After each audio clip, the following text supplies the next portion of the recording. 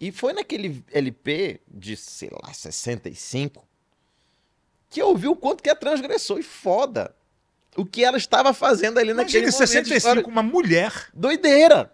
Porra, é uma loucura, cara. Aquilo ali foi uma loucura, é uma loucura. Aham. E aí foi o dia que eu tive a epifania de falar, cara, realmente, cara, acho que eu tava sendo anacrônico, eu tava pegando a DSI e analisando ela com um olhar de, De vó, né?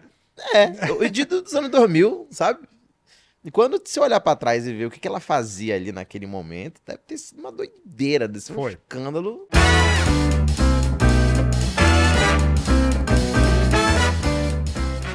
Agora vem cá, o Tá na Rede foi a primeira coisa de sua entrada no humor.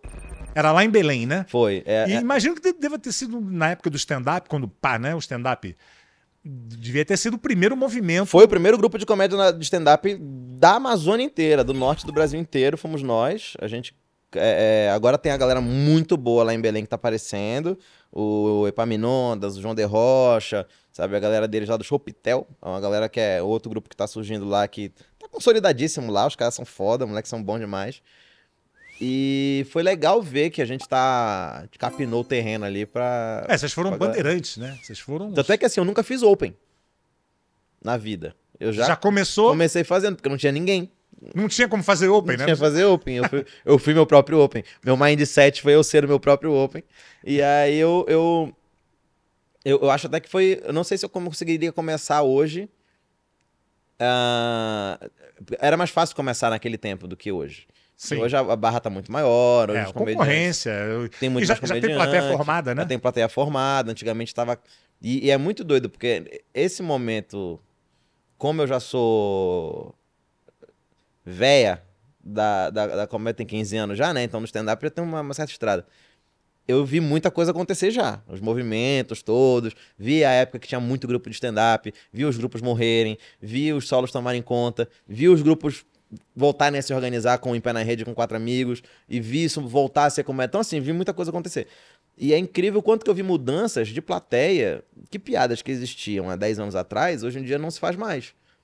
E pra mim tá tudo bem. Eu acho isso muito foda. O humor é cíclico, né, cara? Você vai ver o humor do rádio, por exemplo, que foi, porra, caralho, né? Uhum. Você ouve hoje, é outro lance, é outro lance. Sabe o negócio que eu tive? Diferente, cara. Não, foi uma epifania que eu tive uma vez, eu tava no Clube do Minhoca, tava eu, o Patrick, não lembro mais quem tava no dia, cara. Eu lembro que tava eu e o Patrick, especificamente, e o Patrick tinha acabado de comprar um LP da Dercy.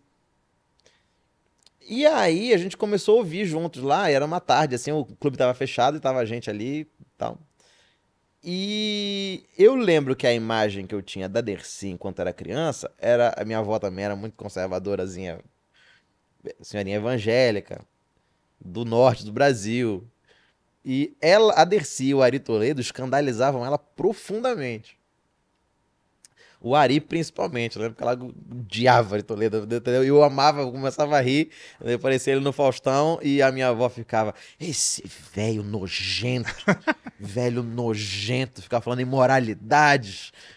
E aí, a Dercy, na época eu tinha a impressão, ela é só uma mulher que fala muito palavrão. E foi naquele LP de, sei lá, 65, que eu vi o quanto que é transgressor e foda o que ela estava fazendo ali naquele momento. Imagina, em 65, uma mulher. Doideira. Porra, é uma loucura, cara. Aquilo ali foi uma loucura, é uma loucura. Uhum. E aí foi o dia que eu tive a epifania de falar, cara, realmente, cara, acho que eu tava sendo anacrônico, eu tava pegando a DSI e analisando ela com um olhar de... De vó, né? Dos anos 2000, sabe? E quando você olhar pra trás e ver o que ela fazia ali naquele momento, deve ter sido uma doideira, desse um escândalo... Com toda certeza. Absoluto, assim. Com toda certeza. E vem cá, no Em Pé na Rede tinha uma coisa de piada, né? De anedota, não tinha? Cara, no início, sim. A gente tinha uma brincadeira. Ganhava um chopp, né? Foi no Clube da Piada, que era o bar que existia lá em Belém, onde a gente começou. Porque o criador foi o Serginho, que ele era comediante, e ele criou esse bar até pra ele se apresentar também. Então, só que ele batia os canteiros e cabeceava. Ele era o garçom, ele era o artista, ele era o gerente, ele era tudo. E às vezes a gente tava no palco e ele tinha que ficar atendendo mesa. Então ele deixava um microfone aberto e ficava animando a galera lá, ele atendendo tudo, e quem fosse no palco contasse uma piada para as pessoas fazerem um show. Eu acho que foi a primeira empresa que colocou o cliente para trabalhar. Eu acho que ele antecipou os caixas de autoatendimento no mercado. Onde a gente... E pagando, né? Os clientes pagando para trabalhar, né? É isso. Enquanto que hoje a gente embala a nossa comida e a gente opera o caixa trabalhando pro supermercado, hoje em dia, eu acho que naquela época ele fazia isso. E quem contava a piada ganhava uma cerveja, um negócio assim. Aham. E aí tava todo mundo maluco. No fim da noite tava todo mundo bêbado e feliz da vida, contando as piadas, rindo. E aí a gente foi de brincadeira. A gente tinha esse negócio assim, semana que vem vamos voltar e cada um traz uma piada nova. Mas a ideia era a gente escrever a piada nova. Já tava na onda do stand-up e tal, a gente tava começando a entender o que tava acontecendo. Mas o primeiro show do Em Pé na Rede, a primeira vez que a gente fez coisa, eu lembro que todo mundo fez piada que já existia, contou piada que já tinha, piada de salão mesmo. E a partir daí a gente foi indo, assim. Mas foi muito doido, cara. A história do Em Pé na Rede tem um negócio que eu acho que eu nunca contei. O efeito borboleta. Até uma história pra galera que tá em casa que fica... Às vezes acontece uma coisa ruim na vida e a pessoa acha que a vida acabou ali, né? Mas eu e o Osmar, nós éramos amigos, porque a gente era vizinho. A gente morava muito perto, assim, 2 casas do outro. E a gente jogava bola junto num clube que tinha perto da minha casa. E vira e mexe, a gente se encontrava na pelada. Depois a gente foi amigo, eu comecei a namorar uma menina que estava na escola dele, a gente vira e mexe se encontrava e a gente começou a se falar pela MSN. Ficamos amigos. Molecote. E aí a gente entrou e chegou a época do vestibular. E tanto eu quanto ele, nós não passamos por uma questão na federal. Nós dois para direito, e a gente, por uma questão, a gente não... Que questão foi essa? Eu não lembro mais. Mas era assim, qualquer questão a mais que a gente acertasse, na prova, em qualquer ponto, a gente passaria. Ele ficou até mais perto do que eu. Eu fiquei meio lá atrás, porque, enfim, meio ponto ali faz muita diferença, né? Mas o Osmar ficou por 4 pessoas e eu fiquei mais distante um pouco. E a gente não passou. Aí a gente foi pro cursinho juntos. Nessa brincadeira a gente ficou no cursinho. Não, tem outra questão que é, na federal, ele não passou por uma questão, eu também, e na particular que eu ia fazer, que era a minha segunda opção, que foi onde meu pai formou, eu podia usar a nota do Enem. E aí eu fazia só a redação da faculdade. Eu sempre escrevi, eu sempre gostei muito de escrever, e minhas notas de redação sempre foram muito boas.